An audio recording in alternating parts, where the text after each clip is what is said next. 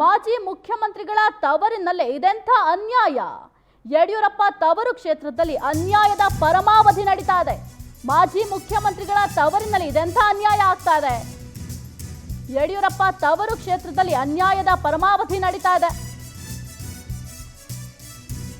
ಕುಗ್ರಾಮದಲ್ಲಿ ಹಿಂದುಳಿದವರಿಗೆ ಸೇರಿದ ಭೂಮಿಯನ್ನ ಕಬಳಿಕೆ ಮಾಡಿದ್ದಾರೆ. ಇಲ್ಲಿ ಏನ್ ಬಲಾಢ್ಯರಿದ್ದಾರೆ, ಬಲಾಢ್ಯರಿಂದ ಅಮಾಯಕರ ಜಮೀನು ಕಬಳಿಕೆ ಆಗಿದೆ. ಭೂ ಕಬಳಿಕೆ ಆಗಿದ್ರು ಅಧಿಕಾರಿಗಳು ಮಾತ್ರ ಡೋಂಟ್ ಕೇರ್ ಅಂತ ಇದ್ದಾರೆ. ಜಮೀನಿನ ಯಾವುದೇ ದಾಖಲೆ ಇಲ್ಲದಿದ್ರು ಕೂಡ ಅತಿಕ್ರಮಣ ಪ್ರವೇಶ ಮಾಡಿದ್ದಾರೆ. ಗ್ರಾಮೀಣಾಭಿವೃದ್ಧಿ ಆಗಬೇಕಿದ್ದ ಖಾಲಿ ಜಾಗ ಈಗ ಉಳ್ಳವರ ಪಾಲಾಗಿದೆ. ಇಲ್ಲಿ ಅಧಿಕಾರಿಗಳು ಏನ್ ಮಾಡ್ತಾ ಇದ್ದಾರೋ ಗೊತ್ತಿಲ್ಲ. ಯಾಕೆಂದ್ರೆ ಗ್ರಾಮೀಣ ಅಭಿವೃದ್ಧಿ ಆಗಬೇಕು ಅಂತ ಕೆಲವೊಂದಿಷ್ಟು ಜಾಗಗಳನ್ನ ಸೀಮಿತಗೊಳಿಸಿರ್ತಾರೆ. ಆ ಜಾಗಗಳು ಈಗ ಬಲಾಢ್ಯರ ಕೈ ಸೇರುತ್ತೆ. ಅದು ಕೂಡ ಬಡವರಿಗೂ ಕೂಡ ಸಿಕ್ಕಿಲ್ಲ ಅಲ್ಲಿನ ಜಾಗಗಳು. ಏನು ಬಲಾಢ್ಯರಿದ್ದಾರೆ ಅವರಿಗೆ ಈ ಜಾಗಗಳು ಸೇರಿದೆ.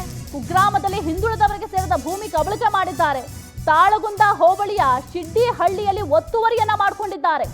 ಶಿವಮೊಗ್ಗ ಜಿಲ್ಲೆಯ ಶಿಕಾರಿಪುರದ ತಾಳಗುಂದ ಹೋಬಳಿ ಶಿಡ್ಡಿಹಳ್ಳಿ ಗ್ರಾಮದಲ್ಲಿ ಹೇಳೋರು ಇಲ್ಲ, ಕೇಳೋರು ಇಲ್ಲ. ಇಲ್ಲಿ ಆಡಿದ್ದೆ ಆಟ, ಊಡಿದ್ದೆ ಲಗ್ಗೆ ಅನ್ನಂಗಾಗಿದೆ. ತಹಶೀಲ್ದಾರ್ ಎಸಿ ಗಮನಕ್ಕೆ ತಂದ್ರು ಕೂಡ ಎಲ್ಲರೂ ಕೂಡ ಜಾಣ ಮೌನವನ್ನು ವಹಿಸಿದ್ದಾರೆ. 21 ಎಕರೆ ಗ್ರಾಮ ಠಾಣಾ ಜಮೀನು ಕಬಳಿಸಿರೋ ಪ್ರಭಾವಿಗಳು ತಮಗಿಷ್ಟ ಬಂದಷ್ಟು ಜಾಗಕ್ಕೆ ಬೇಲೆ ಹಾಕೊಂಡಿದ್ದಾರೆ. ಬಲಾಢ್ಯರು ಏನಿದ್ದಾರೆ ಇಲ್ಲಿ ಅವರೆಲ್ಲರೂ ಕೂಡ ತಮಗಿಷ್ಟ ಬಂದಷ್ಟು ಜಾಗಕ್ಕೆ ಬೇಲಿ ಹಾಕೊಂಡಿದ್ದಾರೆ. ಮಿಕ್ದೋರು ಏನ್ ಮಾಡ್ಬೇಕು ಇಲ್ಲಿ ಗೊತ್ತಿಲ್ಲ. ಇಲ್ಲಿ 54 ಕುಟುಂಬಗಳಿಗೆ ನಿವೇಶನ ನೀಡದೆ ಅನ್ಯಾಯ ಮಾಡ್ತಾ ಇದ್ದಾರೆ. ಶಾಲೆ, ಶಿಶು ವಿಹಾರ, ಹಾಲಿನ ಡೇರಿ, ದೇವಸ್ಥಾನ ಯಾವುದು ಕೂಡ ಇಲ್ಲಿ ಅಭಿವೃದ್ಧಿ ಆಗಿಲ್ಲ. ಕ್ರೀಡಾಂಗಣ ನಿರ್ಮಾಣ ಬೇಕಾಗಿದ್ದ ಜಾಗ ಈಗ ಬಲಾಢ್ಯರ ಕೈ ಸೇರಿದೆ. 1 ಎಕರೆ 23 ಗುಂಟೆಯಲ್ಲಿ ಅನಧಿಕೃತವಾಗಿ ಬೇರೆ ಊರಿಂದ ಬಂದು ನೆಲೆಸಿರುವಂಥ ಜನರು ಒಂದು 7 ಮನೆಗಳು. ಅವರು ಒಬ್ಬೊಬ್ಬರು 2 ಎಕರೆ 3 ಎಕರೆ ಹೀಗೆ ಹಲವಾರು ಎಲ್ಲ ಭೂಮಿಯನ್ನು ಕಬಳಿಸ್ತಾ ಇದ್ದಾರೆ. ಅದನ್ನು ಕೇಳಿ ನಾವು ಗ್ರಾಮ ಪಂಚಾಯತಿಗೆ, ಇಒಗೆ, ಸಿಇಒಗೆ, ತಹಶೀಲ್ದಾರಿಗೆ ಮತ್ತು ಡಿ ಸಿ ಅವರಿಗೆ ಹಾಗೂ ಮತ್ತು ಎ ಸಿ ಅವ್ರಿಗೂ ಕೂಡ ಮನವಿಯನ್ನು ಕೊಟ್ಟಿದ್ದೀವಿ. ಆದರೂ ಕೂಡ ಇದುವರೆಗೂ ಯಾವುದೇ ಸ್ಪಂದನೆ ನೀಡಿಲ್ಲ. ಇದೇ ರೀತಿ ಮೊನ್ನೆ ಗಂಗಾಧರಪ್ಪ ಅನ್ನೋರ ಒಬ್ಬ ವ್ಯಕ್ತಿ ಮೇಲೆ ಯಾಕಪ್ಪ ಈ ಥರ ಮಾಡ್ತಾಯಿದ್ದೀರಾ, ಕಾಡಿರೋದನ್ನು ಎಲ್ಲ ಕಡಿದು ನೀವು ನಿಮ್ದು ಹೇಳಿ ಏನಕ್ಕೆ ಮಾಡ್ಕೊತಿದ್ದೀರಾ ಅಂತ ಕೇಳಿದ್ದಕ್ಕೆ ನಮ್ಮ 70 ಜನರ ಮೇಲೆ ನಮ್ಮ ಹಿಂದೂ ಕೆಳಮಟ್ಟದ ವರ್ಗದ ಜನರಾಗಿರೋದ್ರಿಂದ 70 ಜನರ ಮೇಲೆ ಕೇಸ್ ಹಾಕಿದ್ದಾರೆ. ಬಾಣಂತಿಯರಿದ್ದಾರೆ, 3 ಜನ ಅಂಗವಿಕಲರಿದ್ದಾರೆ, ವಯಸ್ಸಾದವರಿದ್ದಾರೆ, ಚಿಕ್ಕ ಮಕ್ಕಳು ಇದ್ದಾರೆ. ಪ್ರತಿಯೊಬ್ಬರ ಮೇಲೂ ಕೂಡ FIR ದಾಖಲು ಮಾಡಿದ್ದಾರೆ. ಇದೇ ರೀತಿ ಹಿಂಸೆಯನ್ನು ನಮಗೆ ಜಾಗ ಇಲ್ದಂಥವರಿಗೆ ಜಾಗ ಒದಗಿಸ್ಕೊಡ್ಬೇಕು ಸರ್. ಒಂದೊಂದು ಕುಟುಂಬದಲ್ಲಿ 4-5 ಫ್ಯಾಮಿಲಿ ಇದ್ದಾವೆ ಸರ್. ಅದು ಅಂಥವ್ರಿಗೆ ನೋಡಿ ಯಾರಿಗಿಲ್ಲ ಜಾಗನ 60-40 ಅಂತ ಯಾರಿಗಿಲ್ಲ ಆ ಜಾಗ ಕೊಡ್ಬೇಕು ಸರ್. ಭೂ ರೈತರಾಗಿರ್ಬೋದು, ಬಡ ಕೂಲಿ ಕಾರ್ಮಿಕರಾಗಿರ್ಬೋದು, ಅವರಿಗೆ ಕೊಟ್ಟು ಊರಿನ ಒಂದು ಅಭಿವೃದ್ಧಿಗೆ ಮೀಸಲಿಡಬೇಕಂತ ನಮ್ಮ ಇದು ಸರ್. ಊರಿನ ಗ್ರಾಮಕ್ಕೆ ಮತ್ತು ಅಕ್ಕಪಕ್ಕದವರಿಗೂ ಸಮೇತ ಯಾರಿಗಿಲ್ಲ ಒಂದು ಸೈಟ್ಗಳನ್ನು ನಿವೇಶನ ಮಾಡಿ ಕೊಟ್ಟಂತ ಉಳಿದಿರತಕ್ಕಂಥದ್ದನ್ನು ಊರಿನ ಒಂದು ಅಭಿವೃದ್ಧಿ ಮೀಸಲಾತಿಯಾಗಿ ಇಡಬೇಕಂತಂದು ನಮ್ಮ ಬೇಡಿಕೆ ಸರ್. ಈಗ ಸರ್ ನಮಗೆ ಶಿಕಾರಿಪುರ ತಾಲೂಕು ಅದು ಏನು ಮುಖ್ಯಮಂತ್ರಿಯನ್ನು ಕೊಟ್ಟಂಥ ತಾಲೂಕು. ಅದರಲ್ಲೂ ವಿಶೇಷವಾಗಿ 40 ವರ್ಷಗಳು ದೇಶವನ್ನು ಕಟ್ಟಲಿಕ್ಕೆ, ರಾಜ್ಯಭಾರ ಮಾಡಲಿಕ್ಕೆ ಹೊರಟಂತಹ ಶಿಕಾರಿಪುರದ ಯಡಿಯೂರಪ್ಪನವರ ಊರು. ಅಷ್ಟು ಮಾತ್ರ ಅಲ್ಲ, ಇಡೀ ಕರ್ನಾಟಕದಲ್ಲಿ ಮುಖ್ಯಮಂತ್ರಿಯೊಬ್ಬ ಮಗ ಇವತ್ತು ಸಂಸತ್ನಲ್ಲಿ ಪ್ರತಿನಿಧಿಸ್ತಾ ಇದ್ದಾರೆ, 3ನೇ ಬಾರಿ ಪ್ರತಿನಿಧಿಸಿದ್ದಾರೆ. ಇಂತಹ ಆ ಗ್ರಾಮದ ಒಂದು ಕ್ಷೇತ್ರದಲ್ಲಿ ಒಂದು ಕುಗ್ರಾಮ, ಆ ಕುಗ್ರಾಮದ ಜನರಿಗೆ ನ್ಯಾಯ ಸಿಗುವಂಥ ಕೆಲಸ ಆಗ್ತಾ ಇಲ್ಲ. ಇದನ್ನು ನಿರಂತರವಾಗಿ ತಹಸೀಲ್ದಾರರು, AC, DC, ಪ್ರಿನ್ಸಿಪಲ್ ಸೆಕ್ರೆಟರಿ, ಕೃಷಿ ಮಂತ್ರಿ, ಕೈಗಾರಿಕಾ ಮತ್ತು ಕಂದಾಯ ಮಂತ್ರಿ, ಹೀಗೆ ಸಂಬಂಧಪಟ್ಟವರು ಎಲ್ಲರಿಗೂ ಕೊಟ್ಟಿದ್ದಾರೆ. ಅಷ್ಟು ಮಾತ್ರ ಅಲ್ಲ, ಗ್ರಾಮ ಪಂಚಾಯತ್ ಎಸಿ ಕುರಿತು ಹೆಚ್ಚಿನ ಮಾಹಿತಿ ನೀಡ್ತಾರೆ ನಮ್ಮ ಪ್ರತಿನಿಧಿ ಮಂಜುನಾಥ್.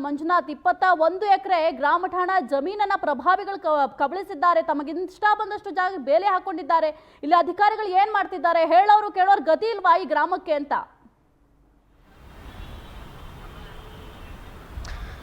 ನಿಜಕ್ಕೂ ಸಾಹಿತ್ಯ. ಯಾಕಂದರೆ ಇದು ಒಬ್ಬರು ಮಾಜಿ ಮುಖ್ಯಮಂತ್ರಿಗಳ ತವರು. ಅಂಥ ತವರಲ್ಲೇ ಇಂತಹ ಅನ್ಯಾಯ ಆಗ್ತಿದ್ರು ಕೂಡ ಅಧಿಕಾರಿಗಳು ಡೋಂಟ್ ಕೇರ್ ಹೇಳ್ತಿರುವಂಥದ್ದು ನಿಜಕ್ಕೂ ಎಲ್ಲೋ ಒಂದು ಕಡೆ ವಿಪರ್ಯಾಸ ಆಗುತ್ತೆ. ಯಾಕಂದರೆ ಒಂದು ಕುಗ್ರಾಮ ಅಂದರೆ ಕುಗ್ರಾಮದಲ್ಲಿ ಒಂದಿಷ್ಟು ಅಭಿವೃದ್ಧಿ ಆಗಬೇಕಾಗುತ್ತೆ. ಸುಮಾರು ಯಾಕಂದರೆ ಸರ್ಕಾರಿ ಜಮೀನು 21 ಎಕರೆ 23 ಗುಂಟೆ ಅಂತೇಳಿ ಸರ್ಕಾರದಿಂದಲೇ ಜಮೀನು ಅಲ್ಲಿಗೆ ಆ ಊರಿನ ಜನರಿಗೆ ಸೀಮಿತ ಇರುತ್ತೆ. ಅಂತಹ ಒಂದು ಜಮೀನಲ್ಲಿ ಶಾಲಾ ಮಕ್ಕಳಿಗೆ ಒಂದು ವಿದ್ಯಾಭ್ಯಾಸಕ್ಕೆ ಶಾಲಾ ಕೊಠಡಿ ಆಗಿರ್ಬೋದು, ಅಂಗನವಾಡಿ ಕೊಠಡಿ ಆಗಿರ್ಬೋದು, ಶಿಶು ವಿಹಾರ, ದೇವಸ್ಥಾನ, ಜೊತೆಗೆ ಮಕ್ಕಳಿಗೆ ಕ್ರೀಡಾಂಗಣ ನಿರ್ಮಾಣ ಹೀಗೆ ಒಂದಿಷ್ಟು ಅಭಿವೃದ್ಧಿ ಮಾಡಬೇಕಾಗತ್ತೆ. ಇಂತಹ ಜಮೀನಲ್ಲಿ ಹಿಂದುಳಿದ ವರ್ಗದವರು ಕೂಡ ಒಂದಿಷ್ಟು ಅಲ್ಲಿ ವಾಸ ಮಾಡ್ತಾರೆ. ಸುಮಾರು 70-80 ವರ್ಷದಿಂದನೂ ವಾಸ ಮಾಡ್ತಿದ್ದಾರೆ. ಅಂತಹ ಜಮೀನಲ್ಲಿ ಅಂದರೆ ಅವ್ರು ಯಾರು ಅಲ್ಲಿ ಆ ಊರಿನ ಜಮೀನಿಗೆ ತಲೆಬುಡನೇ ಗೊತ್ತಿಲ್ಲ, ಜೊತೆಗೆ ಆ ಸಂಬಂಧಪಟ್ಟಂತಹ ದಾಖಲೆನೂ ಗೊತ್ತಿಲ್ಲ. ಅಂದರೆ ಹಿಂದುಳಿದ ವರ್ಗದವರ ಮೇಲೆ ಮೇಲ್ವರ್ಗದವರು ಬಂದು ಈ ಜಮೀನು ನಂದು ಅಂತೇಳಿ ಅಲ್ಲಿನ ಅಂದರೆ ಒಬ್ಬೊಬ್ಬರು 2-2 ಎಕರೆ 3-3 ಎಕರೆ ಈ ರೀತಿ ಜಮೀನನ್ನು ಆಕ್ರಮಿಸ್ಕೊಳ್ತಿದ್ದಾರೆ. ಆದರೂ ಕೂಡ ಇವರು ಏನು ಅಲ್ಲಿ ಸುಮಾರು 70-80 ವರ್ಷದಿಂದ ಅಲ್ಲೇ ಇದ್ದಂತಹ ಹಿಂದುಳಿದ ವರ್ಗದ ಜನರೇನಿದ್ದಾರೆ ಅವರು ಗ್ರಾಮ ಪಂಚಾಯತಿಯಿಂದ ಜಿಲ್ಲಾ ಪಂಚಾಯತಿಯವರು ಕೂಡ ಸಂಬಂಧಪಟ್ಟಂಥ ಅಧಿಕಾರಿಗಳು ಗಮನಕ್ಕೆ ತರ್ತಿದ್ದಾರೆ. ಈ ಥರ ಅಂದರೆ ಎಲ್ಲಿಂದನೋ ಬಂದು ಈ ರೀತಿ ಜಮೀನನ್ನು ಅಕ್ರಮ ಮಾಡಿಸ್ಕೊಳ್ತಿದ್ದಾರೆ, ಭೂ ಕಬಳಿಕೆ ಮಾಡ್ತಿದ್ದಾರೆ. ದಯವಿಟ್ಟು ಅಧಿಕಾರಿಗಳು ಸಂಬಂಧಪಟ್ಟಂಥ ಅಧಿಕಾರಿಗಳು ಎಚ್ಚೆತ್ಕೋಬೇಕು ಅಂತೇಳಿ ಎಲ್ಲ ಅಲ್ಲಿನ ಹಿಂದುಳಿದ ವರ್ಗದ ಸಂಬಂಧಪಟ್ಟಂಥ ಅಧಿಕಾರಿಗಳು ಗಮನಕ್ಕೆ ತಂದ್ರು ಕೂಡ ಅಧಿಕಾರಿಗಳು ಡೋಂಟ್ ಕೇರ್ ಅಂತಿದ್ದಾರೆ. ಅಂದ್ರೆ ಒಟ್ಟಿನಲ್ಲಿ ಅಲ್ಲಿ ಏನಾಗ್ತಿದ್ದಾರೆ ಅಂದ್ರೆ ಸುಮಾರು ಒಂದು 53 ಮನೆಗಳಿದಾವೆ. 53 ಮನೆಗಳು ಒಂದೊಂದು ಕುಟುಂಬದಲ್ಲಿ ಸುಮಾರು 4-5 ಕುಟುಂಬದವರು ಅಲ್ಲಿ ಜೀವನ ಮಾಡ್ತಿದ್ದಾರೆ. ಸುಮಾರು ಇಲ್ಲಿ ಜಾಗ ಇರೋದ್ರಿಂದ ಸುಮಾರು ನಾವು 70-80 ಇಲ್ಲೇ ಗುಡಿಸ್ಲಾಕೊಂಡಿದ್ವಿ. ನಮಗೆ ಒಂದೊಂದು ಸೈಟನ್ನು 30-40 ಸರ್ಕಾರದಿಂದ ಕೊಡುವಂಥ 30-40 ಸೈಟನ್ನು ಹಂಚ್ಕೊಡಿ ಅಂತೇಳಿ ಅಧಿಕಾರಿಗಳು ಗಮನಕ್ಕೆ ತಂಡೋದು ಕೂಡ. ಆದರೆ ಜನರಿಗೆ ಅಲ್ಲಿರೋ 70-80 ವರ್ಷದಿಂದ ವಾಸ ಮಾಡ್ತಿರುವಂಥ ಜನರಿಗೆ ಅಲ್ಲಿ ಜಮೀನು ಸಿಗ್ತಾ ಇಲ್ಲ. ಎಲ್ಲಿಂದನೋ ಬಂದು ಹಣಬಲ ರಾಜಕೀಯ ಬಲವನ್ನು ಬಳಸಿ ಮೇಲ್ವರ್ಗದವರ ಜನರು ಅಲ್ಲಿ ಭೂ ಕಬಳಿಕೆಯನ್ನು ಮಾಡ್ತಿರುವಂಥದ್ದು. ಇಷ್ಟೆಲ್ಲ ಆಗ್ತಿದ್ರು ಕೂಡ ಅಧಿಕಾರಿಗಳು ಗಮನಕ್ಕೆ ತಂದುಕೊಟ್ರು. ಅಧಿಕಾರಿಗಳು ಮಾತ್ರ ಡೋಂಟ್ ಕೇರ್ ಅಂತಿದ್ದಾರೆ ಸಾಹಿತ್ಯ. ಓಕೆ, ಥ್ಯಾಂಕ್ ಯು ಮಂಜುನಾಥ್ ನಿಮ್ಮೆಲ್ಲ ಅಪ್ಡೇಟ್ಸ್ಗಾಗಿ. ಮಾಜಿ ಮುಖ್ಯಮಂತ್ರಿಗಳ ತವರಿನಲ್ಲಿ ಇಂತಹ ಪರಿಸ್ಥಿತಿ ಅಥವಾ ಇಂತಹ ಅನ್ಯಾಯ ಆಗ್ತಾ ಇರೋದು ದಯವಿಟ್ಟು ಈ ಕಡೆ ಸ್ವಲ್ಪನಾರು ಅಧಿಕಾರಿಗಳು ಗಮನ ಕೊಡಬೇಕಾಗತ್ತೆ. ಬಡವರಿಗಾರು ಕೊಡ್ರಿ, ಜೀವನ ನಡೆಸ್ತಾರೆ. ಇರೋರಿಗೆ ಕೊಟ್ಟು ಏನು ಮಾಡ್ತೀರಾ? ಇರೋರು ಏನು ಮಾಡ್ತಾರೆ? ಅದನ್ನು ಮಾರ್ತಾರೆ ಅಥವಾ ಡಬಲ್ ಮಾಡ್ಕೋತಾರೆ, ಅಷ್ಟೇ ಮಾಡೋದಕ್ಕೆ ಸಾಧ್ಯ. ಬಡವರಿಗಾರು ಕೊಟ್ಟರೆ ಒಂದು ಮನೆ ಅಂತ ಕಟ್ಕೋತಾರೆ, ಒಂದು ಜೀವನ ನಡೆಸ್ತಾರೆ. ಅಟ್ಲೀಸ್ಟ್ ಇಲ್ಲ ಅಂದರೆ ಗ್ರಾಮ ಅಭಿವೃದ್ಧಿಗಾದ್ರೂ ನೀವು ಸ್ವಲ್ಪ ಗಮನ ಕೊಡಬೇಕಾಗುತ್ತೆ. ಗ್ರಾಮದಲ್ಲಿ ಮೂಲಭೂತ ಸೌಕರ್ಯಗಳಿಲ್ಲ, ಕುಗ್ರಾಮ ಅದು. ಅಟ್ಲೀಸ್ಟ್ ಮೂಲಭೂತ ಸೌಕರ್ಯಗಳನ್ನಾದರೂ ಅಲ್ಲಿ ಇರುವ ಜನರಿಗೆ ಕೊಡಿ. We'll be